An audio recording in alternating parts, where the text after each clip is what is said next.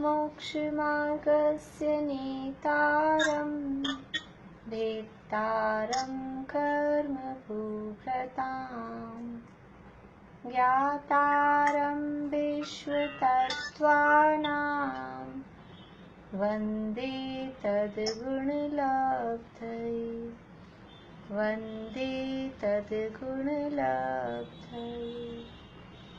मोक्षमार्ग के नेता एवं कर्म पर्वतों के भेद और विश्व के सब तत्वों के ज्ञायक चेतन संवेदक सद्गुण आप समान प्राप्त हो यही भावना भाकर दे विनय पूर्वक करूं वंदना बारंबार जिनेश्वर देव बारंबार जिनेश्वर देव।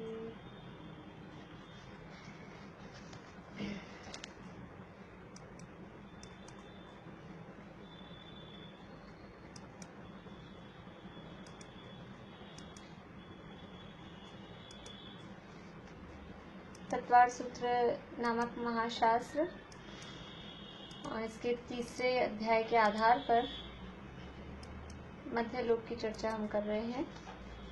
मध्यलोक में असंख्यात द्वीप और असंख्यात समुद्र हैं और उनमें बीचों बीच जम्बू नाम का द्वीप है। उस जम्बू द्वीप में क्या क्या है कि जम्बू द्वीप में 6 महापर्वत हैं जिन्हें षटकुलाचल कहते हैं और उसके बाद में उन 6 कुलाचलों के माध्यम से यह द्वीप 7 क्षेत्रों में विभाजित हो गया। 7 क्षेत्रों में विभाजित हुआ और इन 6 कुलाचलों पर ही 6 सरोवर हैं।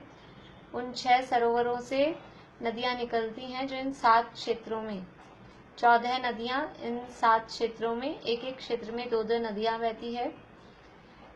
इस द्वीप के सबसे बीचों बीच में 1,40,000 योजन का ऊंचा सुदर्शन सुमेरु नाम का पर्वत है और उस पर्वत पर 4 वन हैं और चारों वनों में मिलाकर 16 अकृत्रिम जिनालय हैं।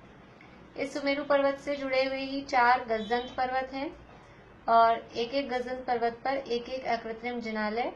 इस तरह से गजदंत पर्वत संबंधी 4 अकृत्रिम जिनालय हैं और इन गजदंत पर्वतों के कारण और सुमेरु के चारों तरफ नीचे भूमि पर भद्रसाल नाम का वन है।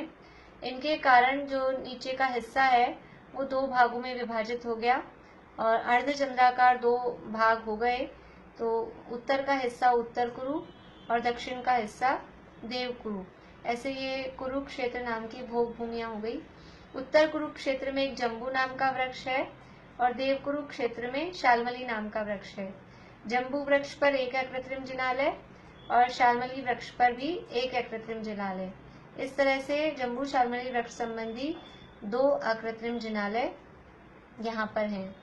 इसके बाद में इस सुदर्शन मेरु के पूर्व तरफ और पश्चिम तरफ दोनों तरफ जो क्षेत्र है उसका नाम है विदेह क्षेत्र। सुदर्शन मेरु के पूर्व और पश्चिम में विदेह क्षेत्र है। पूर्व वाला हिस्सा पूर्व विदेह क्षेत्र कहलाता है, पश्चिम वाला पश्चिम विदेह क्षेत्र कहलाता है। तो पूर्व और पश्चिम दोनों विदेह क्षेत्रों में मिलाकर कुल 16 वक्षार पर्वत हैं। दोनों क्षेत्रों में पूर्व साइड और पश्चिम साइड में कुल मिलाकर 16 वक्षार पर्वत हैं। ये वक्षार पर्वत उत्तर दक्षिण फैले हुए हैं। विदेह क्षेत्रों में उत्तर से लेकर दक्षिण तक, यानी नील पर्वत से लेकर सीता नदी तक और निषद पर्वत से लेकर सीता नदी तक। इसी तरह से पश्चिम विदेह में नील पर्वत से लेकर सीतोदा नदी तक और निषद पर्वत से लेकर सीतोदा नदी तक। इस तरह से उत्तर दक्षिण ये पर्वत फैले हुए हैं। तो 16 वक्षार पर्वत हैं और एक एक वक्षार पर्वत पर एक एक अकृत्रिम जिनालय है। इस तरह से 16 अकृत्रिम जिनालय हो गए वक्षार पर्वतों संबंधी। और इन वक्षार पर्वतों के अलावा जो विदेह क्षेत्र है उनमें इन बख्शार पर्वतों के बीच में नदियां भी बहती है, जिन्हें कहते हैं विभंगा नदियां। कुल मिलाकर पूरे विदेह क्षेत्र में, पूर्व विदेह क्षेत्र में, पश्चिम विदेह क्षेत्र में कुल मिलाकर 12 विभंगा नदियां हैं और उन 12 विभंगा नदियों के और 16 बख्शार पर्वतों के कारण इस विदेह क्षेत्र के 32 देश हो गए हैं। विदेह क्षेत्र में, पूर्व विदेह क्षेत्र में सीता नदी बीचों बीच बहती है और पश्चिम विदेह क्षेत्र में सीतोदा नदी बीचों बीच में बहती है। इसके कारण ये जो पूर्व और पश्चिम 2 विदेह क्षेत्र थे ये 4 भागों में बट गए। पूर्व विदेह क्षेत्र में सीता नदी का उत्तर तट, पश्चिम विदेह क्षेत्र में सीता नदी का दक्षिण तट, नहीं, पूर्व विदेह क्षेत्र में सीता नदी का उत्तरी तट और पूर्व विदेह क्षेत्र में ही सीता नदी का दक्षिणी तट। इसी तरह से पश्चिम विदेह क्षेत्र में सीतोदा का उत्तरी तट और सीतोदा का दक्षिणी तट। ऐसे ये 4 भागों में मिलाकर कुल मिलाकर 32 देश हो गए। एक पार्ट में, यानी एक हिस्सा हम देखें सीता नदी का केवल उत्तरी तट, तो उसमें 8 देश हो जाते हैं। 8 एक हिस्से में, 8 दूसरे हिस्से में, 8 तीसरे हिस्से में और 8 चौथे हिस्से में। इस तरह से 32 देश होते हैं और एक एक देश में एक एक विजयार्थ पर्वत है। अभी हमने देखे थे 16 बख्शार पर्वत और अब ये जो देश हैं 32 देश, एक एक देश में एक एक विजयार्थ पर्वत है। तो उन एक एक विजयार्थ पर्वतों पर एक एक अकृत्रिम जिनालय है। एक एक विजयार्थ पर्वत पर एक एक अकृत्रिम जिनालय है और ये विजयार्थ पर्वत पूर्व से पश्चिम, राइट टू लेफ्ट, ऐसे फैले हुए हैं। बख्शार पर्वत थे वो उत्तर से दक्षिण, इस तरह से लंबी लाइन की जैसे फैले हुए थे, स्टैंडिंग लाइन जिसे हम कहते हैं बच्चों की भाषा में। और जो ये विजयार्थ पर्वत हैं ये ऐसे स्लीपिंग लाइन, पूर्व से पश्चिम, इस तरह से वो फैले हुए हैं। पर हमें स्टैंडिंग लाइन और स्लीपिंग लाइन याद नहीं करना है, हमें दिशा के हिसाब से याद रखना है। विजयार्थ पर्वत हैं पूर्व पश्चिम फैले हुए हैं और बख्शार पर्वत हैं वो उत्तर दक्षिण फैले हुए हैं। इस तरह से ये पर्वत हैं। तो विदेह क्षेत्र में इस तरह से 32 देशों में 32 विजयार्थ पर्वत हो गए। एक एक विजयार्थ पर एक एक अकृत्रिम जिनालय है। तो विदेह क्षेत्र संबंधी तो 32 विजयार्थ पर्वत और एक विजयार्थ पर्वत हमने देखा था भरत क्षेत्र में और एक विजयार्थ पर्वत देखा था ऐरावत क्षेत्र में। इस तरह से टोटल हो गए विजयार्थ पर्वत संबंधी 34 अकृत्रिम जिनालय और एक एक अकृत्रिम जिनालय है 6 कुलाचलों पर। हिमवन, महाहिमवन, निषद, नील, रुक्मी और शिखरी, इन कुलाचल पर्वतों पर एक एक अकृत्रिम जिनालय है। इस तरह से जम्बू द्वीप में कुल 78 अकृत्रिम जिनालय होते हैं।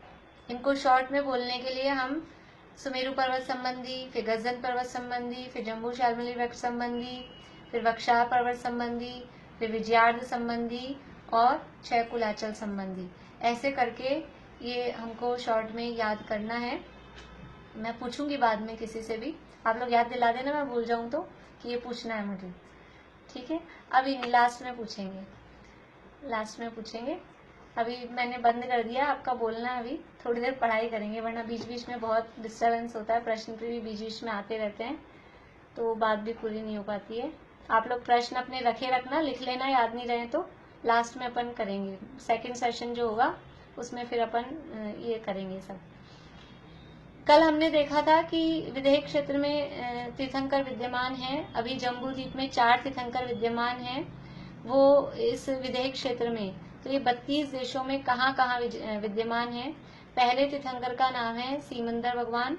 वो सीमंदर भगवान है 8 नंबर का जो देश है। 8 नंबर के देश में पुंडरीकिनी नाम की नगरी है।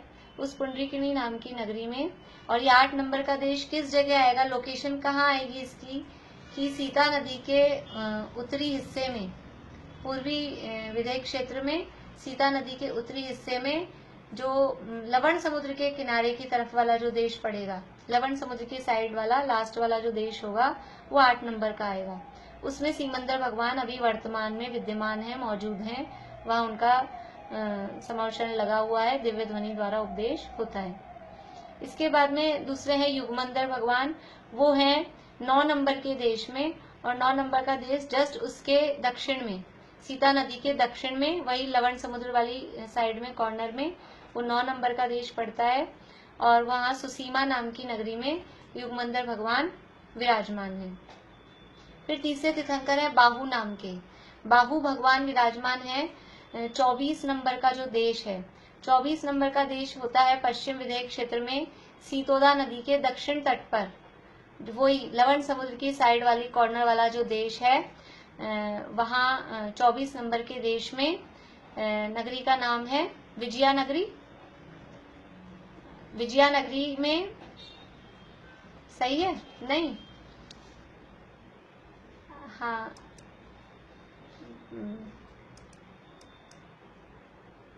बोलिए अंकल।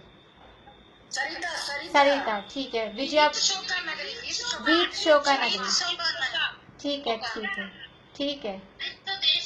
हाँ, वीत शोका नाम की नगरी है, वीत शोका नाम की नगरी। उसमें वो बाहु नाम के भगवान विराजमान हैं। और जो चौथे नंबर के तीर्थंकर हैं वो हैं सुबाहु नाम के तीर्थंकर, सुबाहु भगवान। और वो 25 नंबर के देश में, 25 नंबर के देश में जो विजया नाम की नगरी है उसमें वो तीर्थंकर भगवान विराजमान है। इतना हमने कल देखा था। अभी हम आगे देखते हैं। देखिए,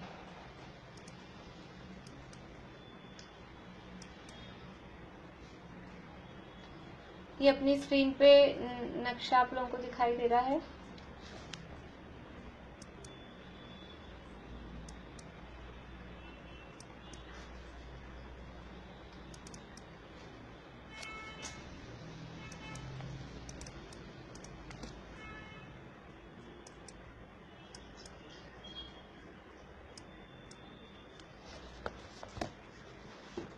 ये विधेयक क्षेत्र की चर्चा हम देख रहे हैं 2-3 दिनों से।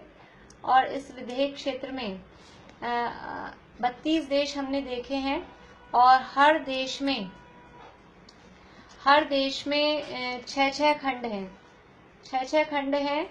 और उन 6 खंडों में एक खंड है आर्यखंड और बाकी के 5 खंड हैं म्लेच्छ खंड। एक आर्यखंड है, बाकी के 5 म्लेच्छ खंड हैं। और जैसी स्थिति यहाँ भरत क्षेत्र में आर्यखंडों और म्लेच्छ खंडों में होती है, सेम वैसी की वैसी ही स्थिति वहाँ के भी आर्य और म्लेच्छ खंडों में होती है। वहाँ विधेयक क्षेत्र में भी जो आर्य और म्लेच्छ खंड हैं, उसी तरह से जो भी महापुरुष होते हैं, तीर्थंकर, चक्रवर्ती, नारायण, प्रतिनारायण, बलभद्र आदि, वो सब वहाँ पर आर्य खंडों में होते हैं। म्लेच्छ खंडों में मनुष्य रहते हैं और सामान्य रूप से अपनी आजीविका करते हैं। जैसे आजीविका आर्यखंड वाले जीव करते हैं, उसी तरह से वहाँ के जीव भी आजीविका करते हैं, परंतु वहाँ धर्म आदि की कोई व्यवस्था नहीं होती है। इतना वो वहाँ फर्क होता है।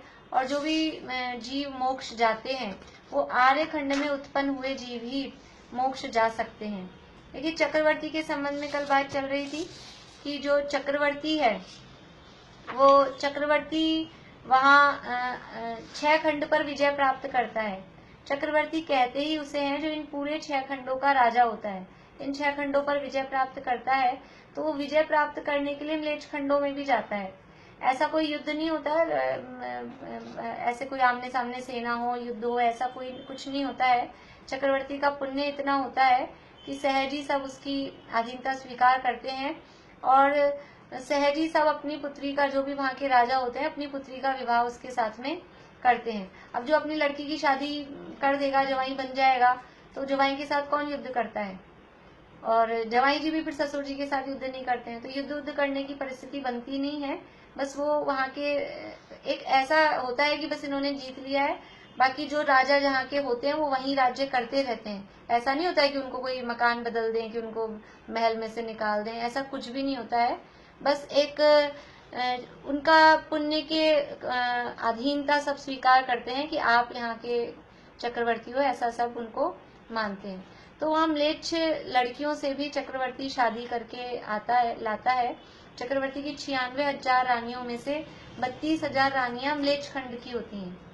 32,000 म्लेच्छ खंड की होती हैं, 32,000 विद्याधरों की होती हैं। जो विद्याधर हमने देखे थे, विजयार्ध पर्वतों पे विद्याधर रहते हैं। विजयार्ध पर्वत की जो पहली वाली श्रेणी है, जो फर्स्ट वाली कटनी है, वहां पर विद्याधर रहते हैं। वहां विद्याधरों के वहां भी वो चक्रवर्ती जाता है और 32,000 लड़कियां, रानियां वहां की विद्याधरों की होती है और 32,000 रानियां यहाँ हमारे आर्यखंड की होती हैं। इस तरह से उसकी 96,000 रानियां होती हैं। तो उन जो म्लेच्छ रानियां हैं, उन म्लेच्छ रानियों से जो पुत्र उत्पन्न होते हैं वो पुत्र मोक्ष जा सकते हैं, क्योंकि वो यहाँ आर्यखंड में उत्पन्न हुए हैं और उनके पिता वो आर्यखंड के हैं। चक्रवर्ती उनके पिता हैं, वो पिता उनके आर्यखंड के हैं, इसलिए वो म्लेच्छ रानियों से उत्पन्न संतानें वो मोक्ष जा सकती हैं। और जो रानियां शादी करके यहाँ आ जाती हैं, अब वो चक्रवर्ती से उनकी शादी हो गई, अब वो आर्य बन गई। म्लेच्छ खंड में उनका जन्म हुआ था, लेकिन अपने यहाँ ऐसा होता है, लड़की की शादी के बाद उसकी गोत्र बदल जाती है।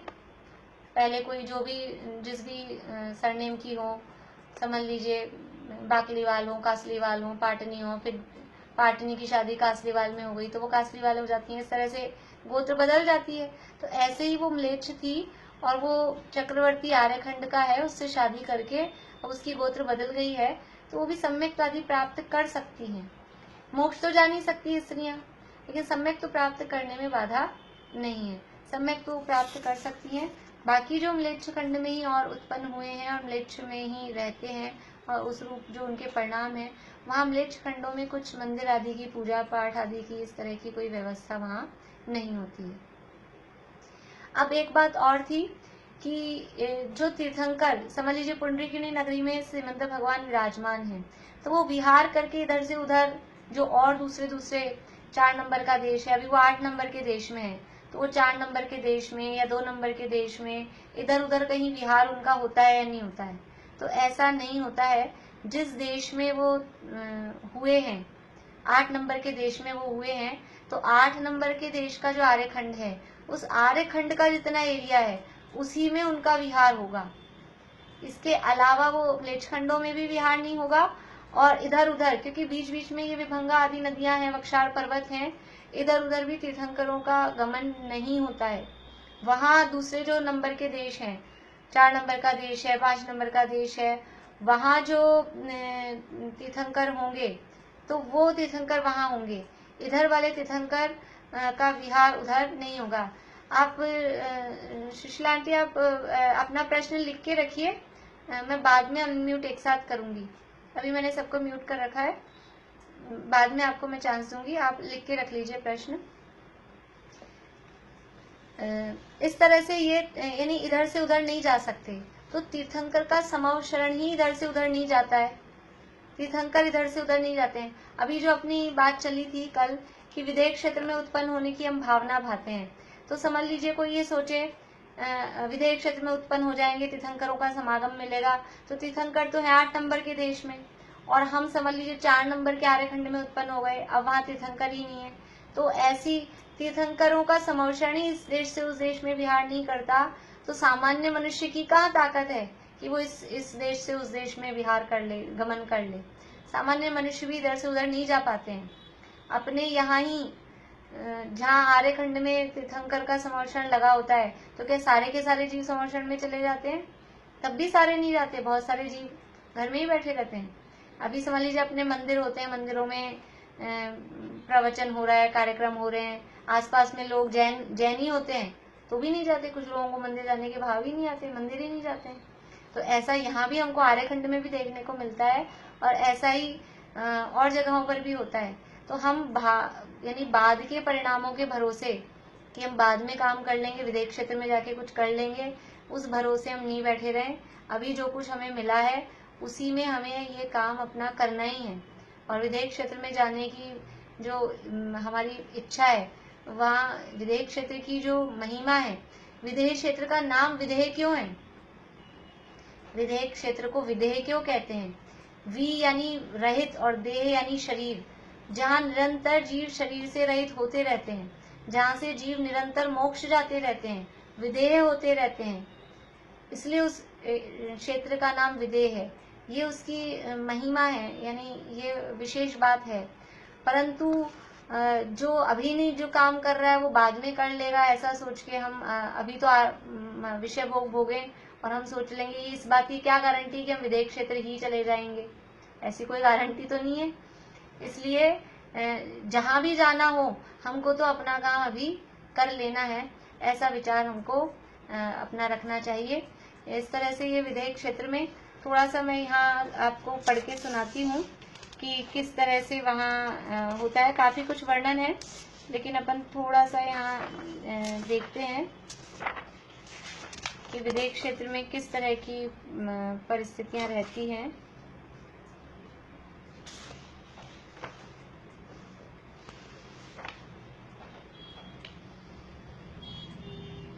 देखिए, विदेह क्षेत्र में वहां पर भी वर्षा आदि होती है, वर्षा काल होता है और बरसात वगैरह होती है, लेकिन वहां अतिवृष्टि, अनावृष्टि, दुर्भिक्ष आदि नहीं होता। जैसे हमारे यहाँ बाढ़ आ जाती है, अकाल पड़ जाता है, ऐसा अतिवृष्टि, अनावृष्टि आदि दुर्भिक्ष आदि वहां पर विदेह क्षेत्र में नहीं होते।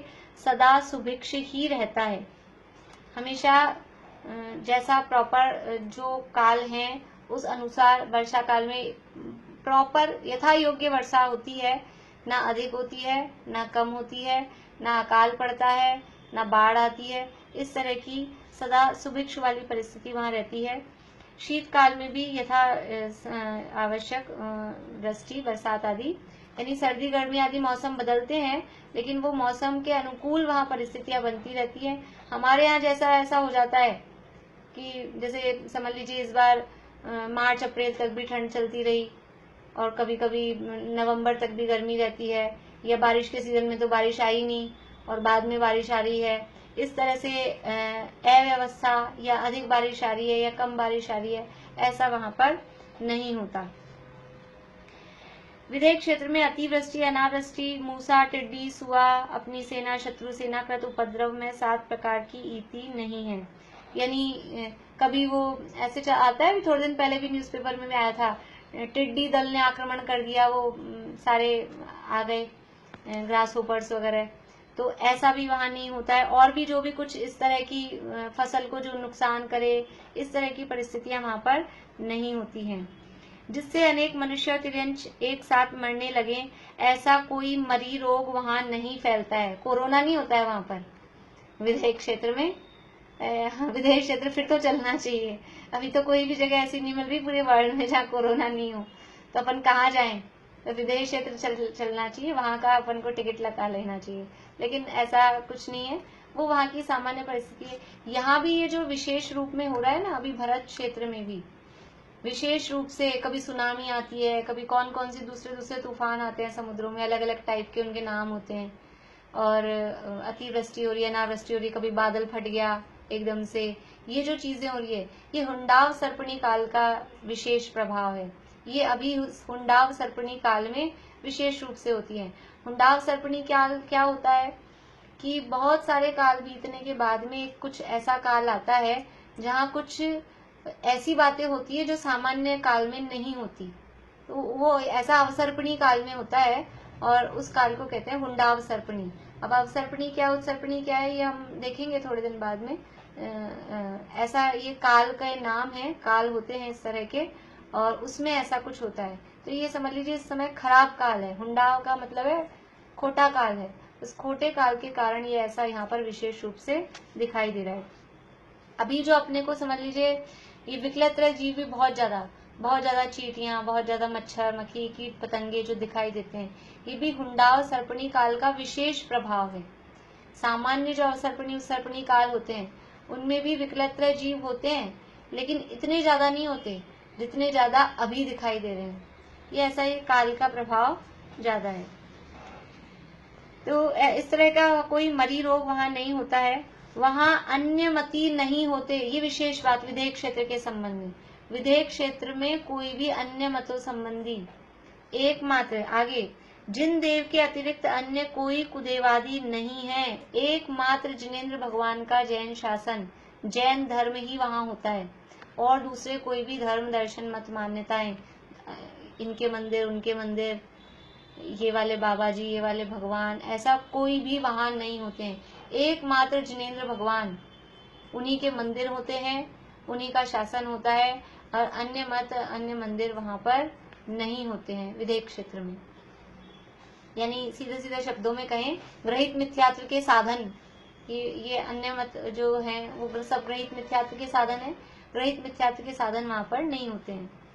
जिन देव के अतिरिक्त अन्य कोई कुदेवादिक नहीं है, जिन लिंग के सिवाय अन्य कोई लिंगी कुलिंगी नहीं है। यानी देव है तो जिनेंद्र भगवान है, गुरु है तो जो हमारे आचार्य उपाध्याय साधु, जिन लिंग के धारी, नग्न दिगंबर मुद्रा के धारी जो हमारे मुनि हैं वही हैं, अन्य कोई लिंगी कुलिंगी आदि नहीं है। वहां सदा जैन मत की ही प्रवृत्ति होने से बाह्य ग्रहित मिथ्यात्व भी नहीं है।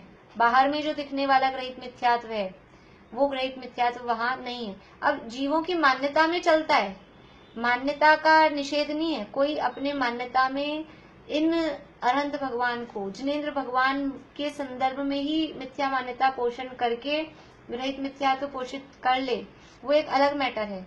लेकिन जो बाहर में अन्य अन्य जो अपने को समझ लीजिए मत मतांतर किसी किसी के भी मंदिर जो दिखाई देते हैं वो वहां नहीं होते, इस रूप वाला ग्रहित मिथ्यात्व वहां नहीं होता।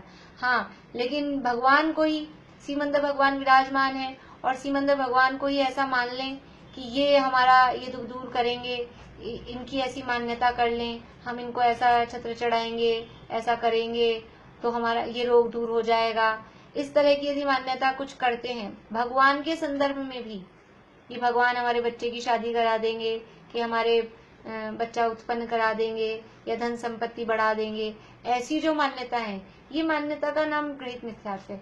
मान्यता में, मेंटलिटी में, खुद की सोच में, विचार में ग्रहित मिथ्यात्व हो सकता है, होता है वहां भी, लेकिन बाहर में जो देवी देवताएं, अन्य देवी देवताएं हैं, उनको मान्य रूप ग्रहित मिथ्यात्व वहां पर नहीं होता है। वहां सदा जैन मत की ही प्रवृत्ति होने से बाह्य ग्रहित मिथ्यात्व भी नहीं है। अग्रहित मिथ्यात्व तो सदा संसारी जीवों को अनादि से ही लग रहा है। अग्रहित मिथ्यात्व तो अनादि काल से है ही सबको, वो तो है ही। अग्रहित और ग्रहित मिथ्यात्व, आप लोग हाथ खड़ा करिए कि जिनको नहीं पता हो अग्रहित और ग्रहित मिथ्यात्व क्या है, क्योंकि जो लोग छड़ाला में थे तो छड़ाला में तो हमने पढ़ा है, और जिनको नहीं आता है आप हाथ खड़ा करेंगे वीडियो ऑन करके, तो मैं कुछ फिर देखूंगी कि कुछ लोग अगर हैं तो उसके संबंध में बताएं। 1 2 3 2-3 लोग हैं। देखिए, मिथ्यात्व का मतलब है उल्टी मान्यता। उल्टी मान्यता मतलब विपरीत मान्यता, जो वास्तव में वस्तु स्वरूप है, जो वस्तु जो द्रव्य जैसा है उसको वैसा नहीं मानना, इसका नाम है उल्टी मान्यता, और वो कहलाती है मिथ्यात्व। तो ये 2 रूप में होता है, एक अग्रहित जो अनादिकाल से चला आ रहा है, और एक ग्रहित जो नया ग्रहण किया है।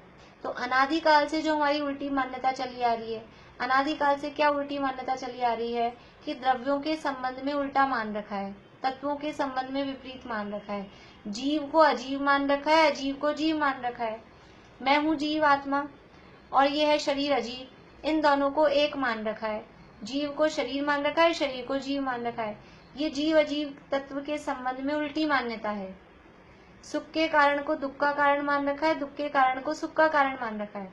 शाम को मोक्षाम प्रकाशक में रात को यही प्रकरण चल रहा है अग्रहित मिथ्यात्व संबंधी। जो सुख के कारण है, यानी ऐसी विपरीत मान्यता है, कल मैंने उदाहरण दिया था क्लास में कि हमने एसी चला रखा है, और एसी चला रखा है और हमको ठंडक बढ़ानी है, ठंडक बढ़ानी है, तो ठंडक बढ़ाने के लिए क्या करना पड़ता है, एसी का जो टेम्परेचर है वो कम करना पड़ता है। और कोई व्यक्ति ये सोचे कि ठंडक बढ़ानी है इसलिए बढ़ाओ, अभी 17 पे है अब इसको 20 पे करो, नहीं 20 पे नहीं 22 पे करो, और कितना हो सकता है 24 पे कर दो, 26 पे होता है तो 26 पे कर दो। तो क्या होगा कि वो जो गर्मी का कारण था उसको सर्दी का कारण मान लिया, ठंडक का कारण मान लिया, और जो ठंडक का कारण था उसको गर्मी बढ़ाने का कारण मान लिया। ऐसे ही हमारी स्थिति है, सुख के कारणों को दुख का कारण मान रखा है, दुख के कारणों को सुख का कारण मान रखा है। ये है अनादिकाल से चली आ रही विपरीत मान्यता।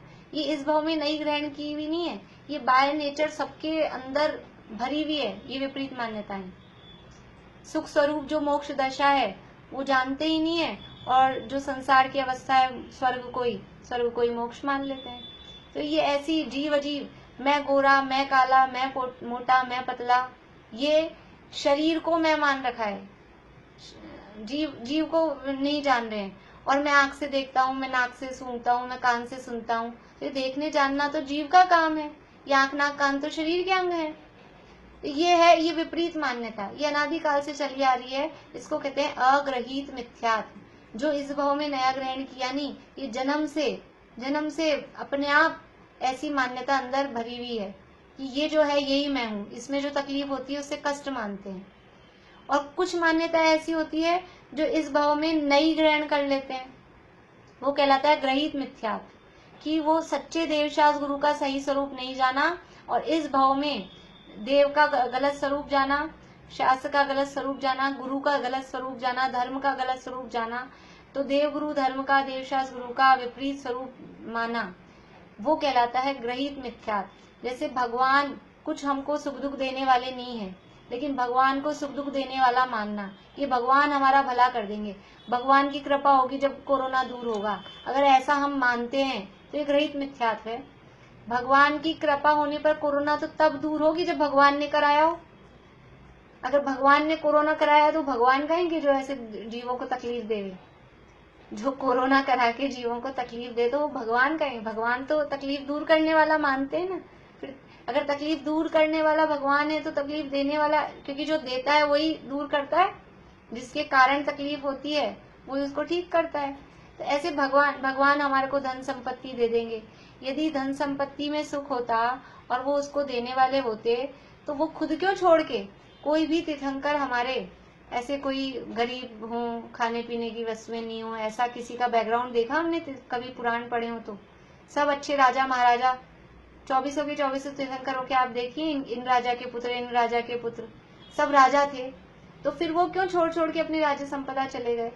तो यदि इनमें सुख होता और वो इन्हीं को बांटते फिरते तो वो क्यों खुद इसको छोड़ के जाते?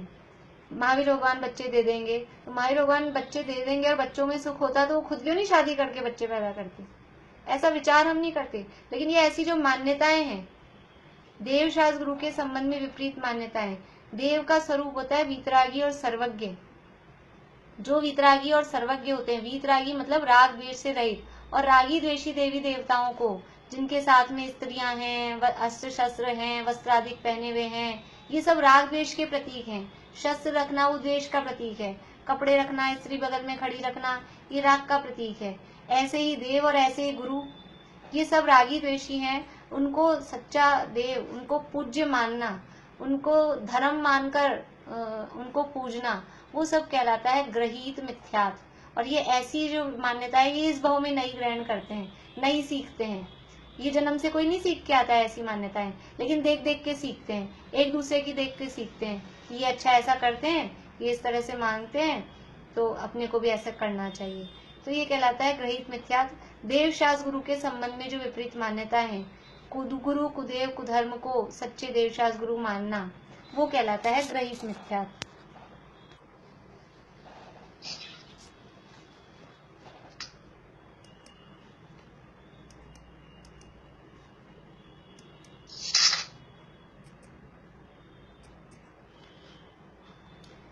इस तरह से ये विधेयक क्षेत्र में बाहरी ग्रहित मिथ्यात्व नहीं होता है। अग्रहित मिथ्यादृष्टि तो वहाँ होते ही हैं, मिथ्यादृष्टि जीव तो होते हैं, परंतु बाहर में कोई भी कुगुरु कुदेव कुधर्म आदि के मंदिर वगैरह और इस तरह की कोई चीजें वहाँ पर नहीं होते हैं। सदा काल ही वहाँ पर सदा ही एक जैन शासन, जिनेंद्र भगवान का शासन, जिनेंद्र भगवान के मंदिर वही वहाँ पर प्रवर्तित हैं। इस तरह से ये विधेयक क्षेत्र संबंधी कुछ बातें विशेष थी, वो अपन ने देखी। हाँ, अब आप लोग बोलिए, प्रश्न किसके हैं? सुशीला आंटी बोलिए आप।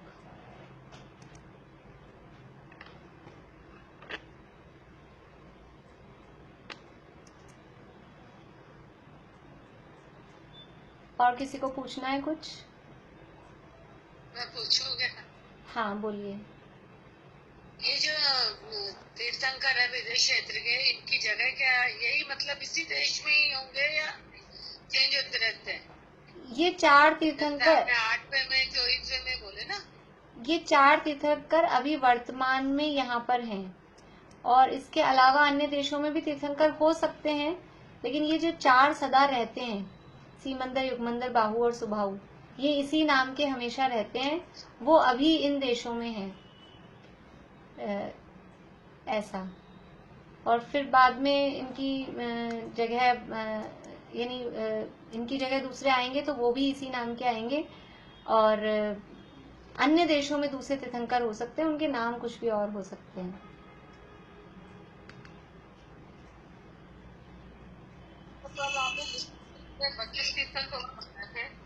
फिर से बोलिए। कल विदेश क्षेत्र में मतलब 4 तो तीर्थंकर है ही। हाँ, विदेश क्षेत्र और बताए थे कल। नगरी हर देश में तीर्थंकर होता है 32 तीर्थंकर। हाँ, तो हर देश में एक एक तीर्थंकर हो सकता है मैक्सिमम। अगर ज्यादा से ज्यादा हो तो हर देश में एक हो जाएगा, तो 32 हो जाएंगे। लेकिन कम से कम रहेंगे तो 4 रहेंगे। अभी ये 4 हैं, और हो सकते हैं मैक्सिमम हर देश में एक तीर्थंकर हो सकते हैं। जब अजीतनाथ भगवान अपने यहाँ थे, अजीतनाथ भगवान जब यहाँ विराजमान थे, तब हर विदेश क्षेत्र के हर देश में एक एक तीर्थंकर उस समय मौजूद थे, ऐसा शास्त्रों में उल्लेख आता है। उस समय सभी क्षेत्रों यानी देशों में तीर्थंकर वहाँ विद्यमान थे। हाँ, बोलिए चमेली आंटी। जिनका प्रश्न हो जाता है वो वापस म्यूट हो जाया करें। हाँ, बोलिए। 32 नक्शा है, पर्वत इसमें भी होगा ना? हाँ, वो बिल्कुल जैसी, हाँ, जैसा भरत क्षेत्र में रचना है 6 खंडों की, वृषभाचल पर्वत है, उसी तरह से बिल्कुल वैसे ही। और जैसे यहाँ के भरत क्षेत्र के चक्रवर्ती नाम लिखने उस पे जाते हैं, वैसे ही वहां पर भी वो चक्रवर्ती वहां नाम लिखने जाते हैं, बराबर जैसा यहाँ है। मैंने वो सारी चीजें रिपीट नहीं की हैं। जैसा हमने भरत क्षेत्र का स्वरूप समझा था, सेम वैसा का वैसा स्वरूप वहां पर भी है, बिल्कुल। गंगा नदियाँ मेरे को समझ गंगा नदियाँ जो है, ठीक है, अभी बताती हूँ। हाँ, बोलिए मीना चाची। दीदी, ये जो 32 आपने बोला, ये अजितनाथ जी के समय में तो 170 जो तीर्थंकर होते हैं वो यही होते हैं? हाँ, हाँ, वो पांचों यानी पूरे 2.5 द्वीप के मिला के 170 हो जाएंगे। अभी अपन जम्बू द्वीप के ही देख रहे हैं, इसलिए 32 बोल रही हूँ मैं। 32 तो ये, और एक एरावत क्षेत्र में थे, एक विदेश यहाँ भरत क्षेत्र में थे, तो उस समय 34 थे टोटल जम्बू द्वीप में, और 2.5 द्वीप के मिलाएंगे तो वो 170 हो जाते हैं। फिर वो अभी अपन 2.5 द्वीप की चर्चा करेंगे, तब वापस इस चीज को अपन देखेंगे फिर से। हाँ, और किसी को पूछना है?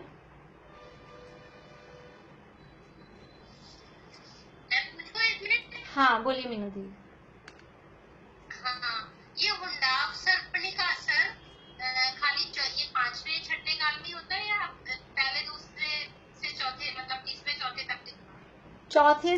चौथे और 5वें में विशेष रूप से रहता है। वो तीसरे के एंड में समझ लो उसका प्रभाव चालू हो जाता है। पहले दूसरे में तो नहीं होता है, तीसरे के अंत में नहीं, तीसरे के अंत में और चौथे में और 5वें में। अब छठा तो वैसे ही पूरा छठा काल है, दुखमा है, तो उसमें तो वैसे ही यूं है। तो वो विशेष जो ये कर्म भूमि का जो टाइम आता है, उसमें वो विशेष प्रभाव दिखता है। हाँ, बोलिए आंटी। पर्वत से जो गंगा सिंधु नदियाँ निकलती हैं, तो वहाँ पर कुछ कुंड होते हैं, कैसे निकलती हैं? हाँ, नील और निषद पर्वत से जो निकल रही है गंगा, सिंधु और रक्ता रक्तोदा, तो वहां पर कुंड बने होते हैं, उन कुंडों से निकलती हैं। वहां कुंड होते हैं, विभंगा के लिए अलग कुंड है, और गंगा, सिंधु, रक्ता रक्तोदा के लिए अलग कुंड है। अभी मैं दिखा देती हूँ वो नक्शा दिखा के, एक बार प्रश्न हो जाए सबके फिर। हाँ, बोलिए। भाभी, जैसे वो कहते हैं कि जो कृषि करना है आदिनाथ भगवान जी के ऐसे कुछ हाँ, होता है ना, उन्होंने हाँ, तो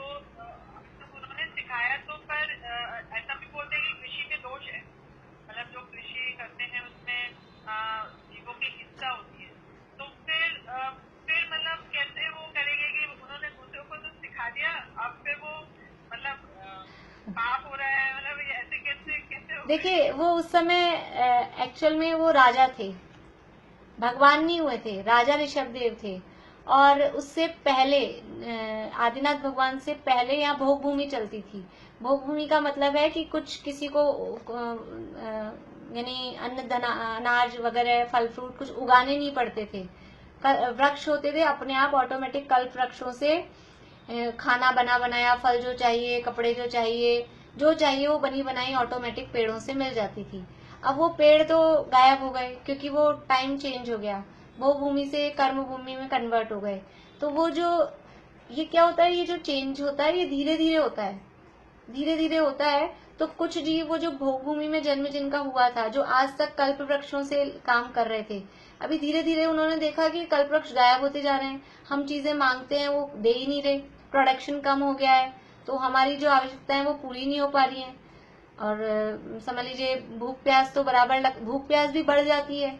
उस समय कभी 3 दिन में एक बार भूख लगती थी, फिर 2 दिन में एक बार लगने लगी, फिर 1 दिन में एक बार लगने लगी। और अब तो जब ये काल आया तो बार बार में भूख लगती है। तो फिर वो क्या करें, तो अब क्या करें, भोले जीव थे तो राजा के पास गए। तो राजा ने कहा अब हमको खुद को उगाना पड़ेगा, हमको खुद को उगाना पड़ेगा, खुद को ऐसा करना पड़ेगा तभी अनाज मिलेगा। पहले तो ऑटोमेटिक अपने आप ही उग रहा था, तो उन्होंने फिर ऐसा उगाना सिखाया। अभी देखो अपन भी अपने काम के लिए घर में कुछ ना कुछ, बहुत लोग होते हैं वो तो शौक से ही सुंदर दिखाने के लिए पेड़ पौधे लगाते हैं, और कुछ लोग इसलिए कि बाजार की सब बहुत बेकार आ रही हैं, समझ लीजिए केमिकल वाली चीजें आती हैं, तो घर में ही छोटी मोटे गमलों में अपनी 2-4 चीजें तो उगा ही लेते हैं कुछ लोग। तो वो क्योंकि गृहस्थ है, और गृहस्थ पूरी तरह से सभी हिंसा का त्यागी नहीं होता है, गृहस्थ की इस तरह की सारी हिंसा का त्याग नहीं होता है। और यदि उगाएंगे नहीं तो फिर खाएंगे क्या, इसलिए उन्होंने षट कर्म का उपदेश दिया। असी मसी कृषि विद्या वाणिज्य और शिल्प सारे काम उन्होंने सिखाए। और उस समय तो वो जो सिखाए और उस समय की जो पद्धति थी वो यथासंभव अहिंसक तरीके से ही वो चीजें काम में लेते थे और उसी तरह से वो काम करते थे। अब धीरे धीरे अब समझ लो ये जितने भी अभी केमिकल डाल रहे हैं वो महाहिंसा का काम है। खेती बाड़ी में जो केमिकल वगैरह डालते हैं और सब ऐसी चीजें डल रही हैं सारी, उनसे और भी ज्यादा हिंसा होती है। और पहले तो सब वो ऑर्गेनिक टाइप से उसी तरह से वो चीजों का उत्पादन होता था। और वो राजा थे तो राजा को ये सब काम सिखाने हैं, क्योंकि फिर लोग करेंगे क्या नहीं, तो इस हिसाब से उन्होंने सिखाए थे। हाँ, जैनियों के लिए कुछ जरूर है, जैनियों को निषेध करते हैं कि खेती जैनियों के करने योग्य नहीं है, क्योंकि उसमें ज्यादा हिंसा होती है। उद्योग कोई भी काम व्यापार करेंगे तो हिंसा तो होगी ही, लेकिन बात यह है कि ये कंपैरिजन करना है किसमें कम है किसमें ज्यादा है। तो जैनियों के लिए ऐसा हलवाई का काम, नाई का काम, खेती का काम ये निषेध योग्य होते हैं। फिर भी किसी के पास यदि किसी की आजीविका वही है और नहीं होता है तो वो करता है वो व्यक्ति उस हिसाब से। उन्होंने राज्य अवस्था में ये उपदेश दिए थे। हाँ, आगे और किसी के प्रश्न है?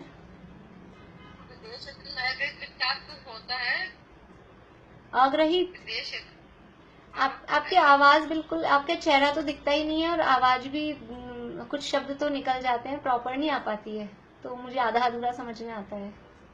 हाँ, अब बोलिए। तो होता है ना, ग्रहित मिथ्यात्व नहीं होता, अग्रहित मिथ्यात्व होता है। हाँ, अग्रहित मिथ्यात्व तो होता ही है, मिथ्या दृष्टि तो होते ही है, बिल्कुल। हाँ, और किसी को पूछना है? हाँ, एक मेरे को पूछना है। हाँ, बोलिए चमिलियन।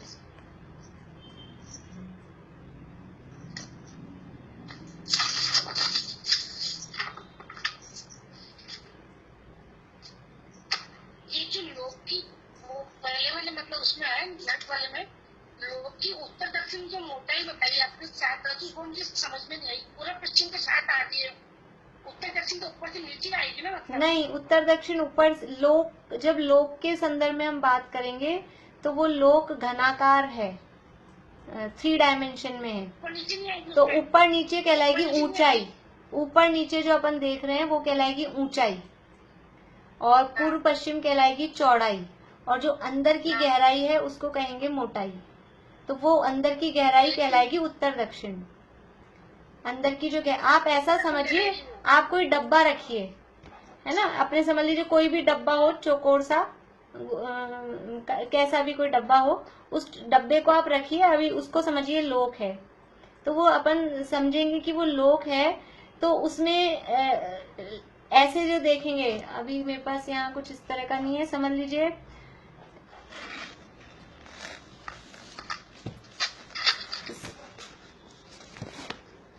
लीजिए ये एक डब्बा है, दिखाई दे रहा है आप लोगों को?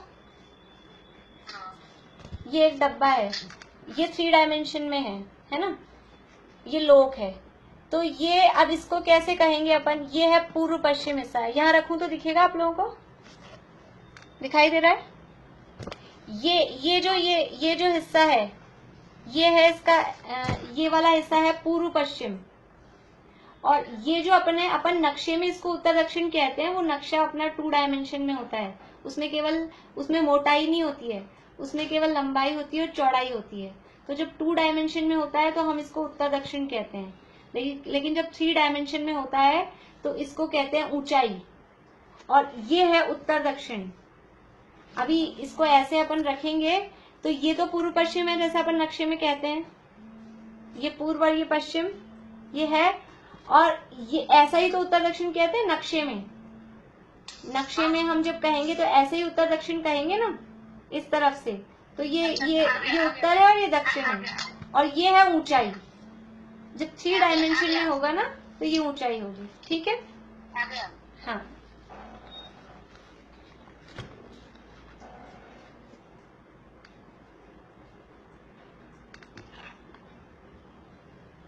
हाँ जी, और किसी का प्रश्न है?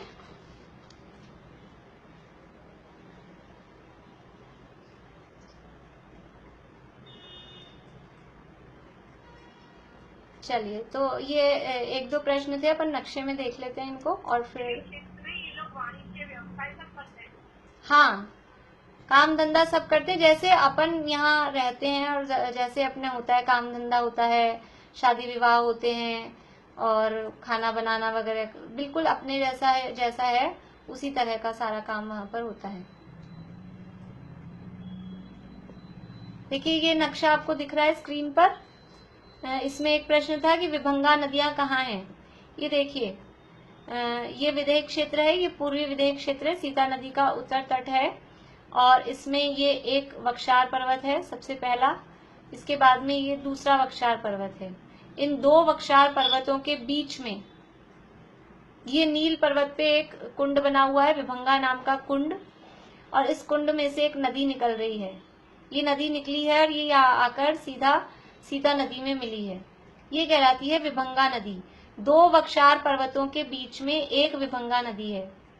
4 वक्षार पर्वत हैं तो विभंगा नदियां 3 होंगी। ये 2 के बीच में एक, मोबाइल हैंग हो गया, मोबाइल हैंग हो गया। अब देखिए आप क्या करें, ये 2 वक्षार पर्वतों के बीच में एक, फिर इधर 2 वक्षार पर्वतों के बीच में एक।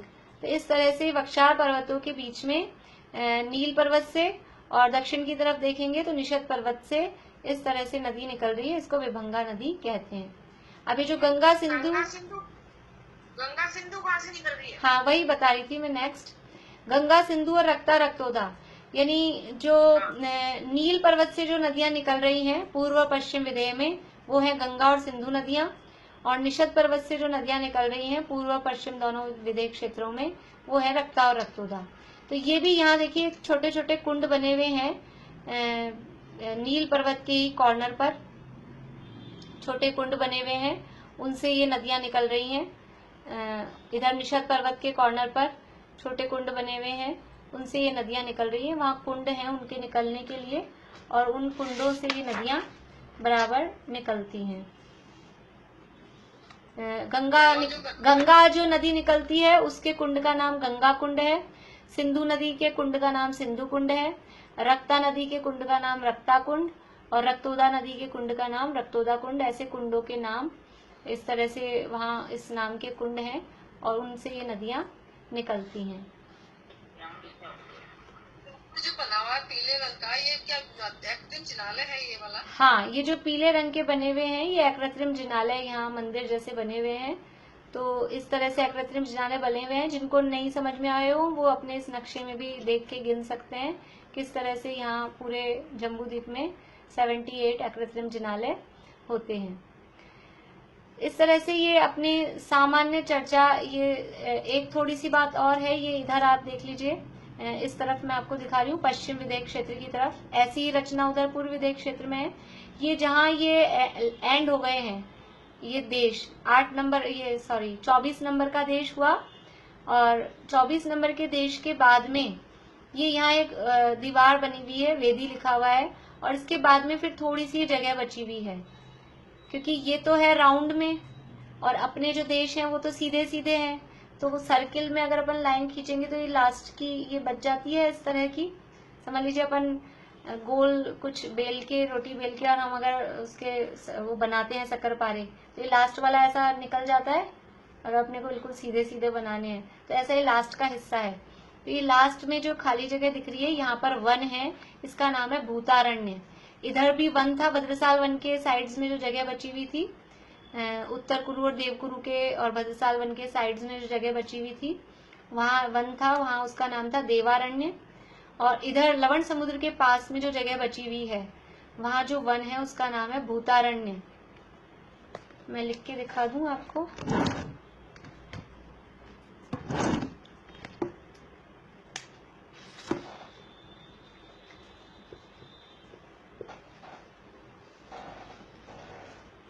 दिखाई दे रहा है आप लोगों को? दिखाई दे रहा है? स्क्रीन हटाएंगे तो बोर्ड दिखेगा, अगर स्क्रीन दिखेगी तो बोर्ड नहीं दिखेगा। दिख रहा है कुछ लोगों को?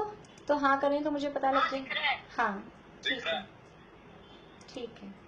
ये भूतारण्य नाम का, आप अपनी स्क्रीन को खिसकाइए आंटी, फोन की स्क्रीन को थोड़ा आगे पीछे करिए तो दिख जाएगा।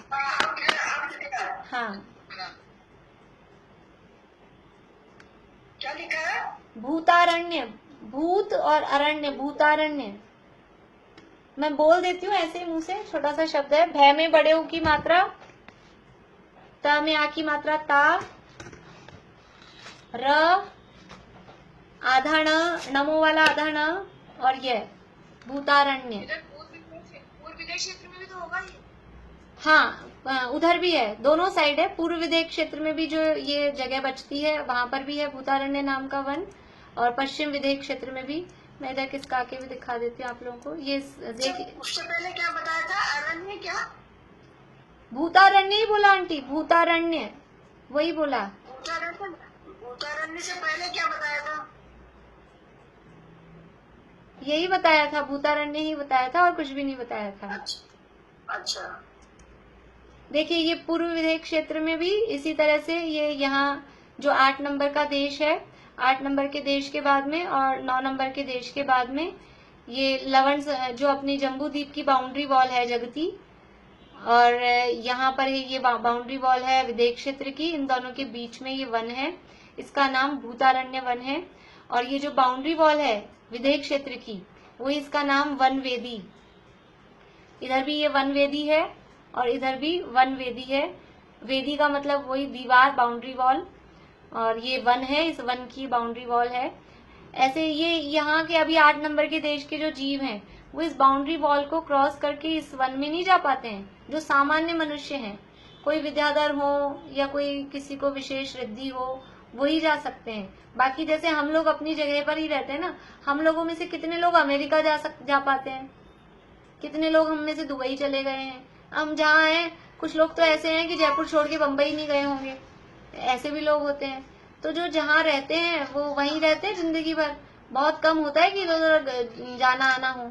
ऐसे ही वहाँ भी जीवों की स्थिति है कि ज्यादा जीव जो जहाँ उत्पन्न हुए हैं वो वहीं रहते हैं, इधर उधर उनका गमन नहीं हो पाता है।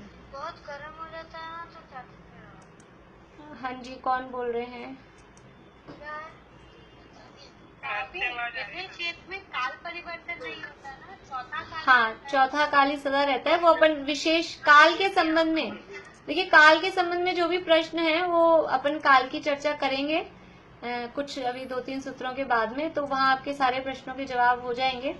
काल वाले प्रश्न भी आप अपने रखें पेंडिंग, क्योंकि मैं थोड़ा भी जवाब दूंगी तो जिनको नहीं आता है बिल्कुल भी, वो उनको समस्या हो जाती है, फिर उनको कंफ्यूजन हो जाता है। देवारण्य ये इधर जो अपना उत्तर कुरु और देवकुरु और भद्रसाल वन, इनके बीच में थोड़े थोड़े से तिकोनी सी जगह बची हुई है। यहाँ नक्शे में देखिए आप, यहाँ जो गजदंत पर्वत है, इस गजदंत पर्वत और भद्रसाल वन की बाउंड्री जो है उसके बीच में तिकोनी सी जगह है चारों तरफ, यहाँ भी, यहाँ भी, यहाँ भी और यहाँ भी, ये देवारण्य वन है। और इधर जो जगह बची हुई है ये भूतारण्य वन है। यहाँ सब जो व्यंतर आदि देव हैं और भी जो वैमानिक देव हैं, सौधर मिशान सर के भी देव हैं, वो सब यहाँ घूमने फिरने आते हैं। ये सब उन लोगों के पिकनिक स्पॉट हैं। ये भद्रसाल वन, नंदन वन वगैरह भी, देवारण्य, भूतारण्य भी, ये सब देवों के पिकनिक स्पॉट हैं। है तो सब मध्य लोक में। देखो वो देवगति में होते हुए भी घूमने यहीं आते हैं मध्य लोक में ही।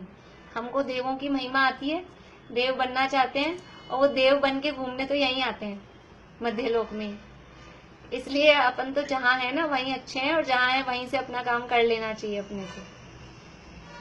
इसको हम गजन पर्वत और भद्रा वन के बीच का हिस्सा बताएंगे इसको, ये गजन पर्वत और भद्रा वन के बीच का जो हिस्सा उसको हाँ, भद्रशाल वन, गजन पर्वत और ये जो वन वेदी है, इन तीनों के बीच का हिस्सा, हाँ, इन तीनों के बीच में जो थोड़ा सा ये हिस्सा बचा हुआ है, यहाँ पर वन है, वो देवारण्य वन है।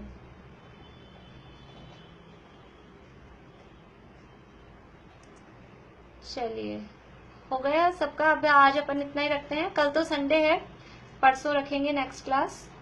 मैंने कुछ आप लोगों को बहुत सारे प्रश्न और उनके आंसर वो भेजे हैं ग्रुप में, आप लोग देख लीजिएगा व्हाट्सएप पे, और केवल आपके अभ्यास के लिए हैं। इसके अलावा भी कुछ चीजें हमने पढ़ी हैं। ये तो क्या मुझे किसी बुक में लिखे हुए मिल गए, तो क्योंकि मैं अभी इतना टाइम नहीं है कि मैं आपको इतनी जल्दी सारे कुछ लिख के दे सकूं। मैं लिखना स्टार्ट भी करूंगी तो भी मुझे भी टाइम लग जाएगा, इसलिए मुझे जो लिखा लिखाया मिल गया उतना मैंने आपको दे दिया है। इसके अलावा भी जो कुछ पढ़ा है हमने थोड़ा बहुत वो भी, और सारे के सारे यही प्रश्न आएंगे और इसी तरह से आएंगे ऐसा भी नहीं है, लेकिन इसी तरह से आप तैयारी करेंगे तो आपको तैयारी हो जाएगी प्रश्न उत्तरों की। और इसमें प्रश्न उत्तर ऐसे ही आएंगे कि आपको ऐसा पूरा जवाब लिखने को नहीं होगा। जैसे ऑप्शन वाले होते हैं, मल्टीपल चॉइस क्वेश्चंस होते हैं, एक प्रश्न होगा उसके 4 आपको उत्तर दिए हुए होंगे, उन 4 उत्तरों में से कोई एक उत्तर सही होगा, उसको आपको टिक करना है। इतना सरल वो पेपर होगा। और मैं एक आध दिन में कुछ कोशिश करूंगी कि किसी दिन आपको कह दूं कि कुछ ट्रायल के 8-10 क्वेश्चन आपको दे दूं, तो पेपर देना भी आप लोगों को आ जाए।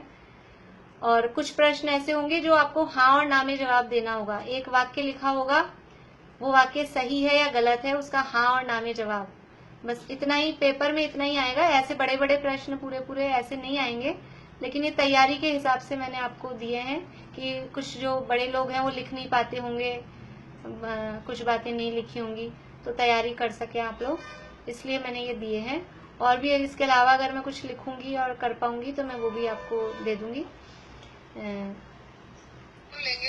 हाँ जी, एग्जाम अपन रखेंगे सैटरडे को। फ्राइडे को रख लीजिए, फिर मंडे को। सैटरडे को नहीं, सैटरडे को फ्राइडे को रख लीजिए या फिर मंडे रख लीजिए। तो फिर मंडे क्या डेट आएगी? मंडे 14 पड़ेगी। नहीं, 14 को तो मुझे दूसरा काम है, हो सकता है क्लास में टाइम देखूंगी। चलिए अपन बात कर लेंगे, और मैं देख के एग्जाम की डेट अपन देख लेंगे। आप लोग तो पढ़ाई चालू कर दीजिए, फिर एग्जाम जब भी जैसे भी हो। और 1-2 दिन में मंडे या ट्यूसडे को मैं आपको ट्रायल एक पेपर दूंगी, ताकि आप लोगों को एग्जाम देना आ जाए, क्योंकि बहुत सारे नए लोग हैं। पेपर सबमिट करना वो सबसे बड़ी बात है। पेपर सॉल्व तो हो जाएगा, लेकिन वो सबमिट नहीं होगा तो कुछ काम नहीं हो पाएगा। वो सबमिट करना वो एक कठिन काम होता है, उसको वो आना चाहिए। जिनके घर में बच्चे होते हैं उनके लिए आसान होता है, और वरना जिनको नहीं आता है तो फिर दिक्कत हो जाती है। तो वो एक ट्रायल अपन करेंगे। अभी इतना ही अपन पूरा करते हैं। प्रश्न सबके हो चुके हैं। एक अब मेरे को पूछना है प्रश्न, मेरे को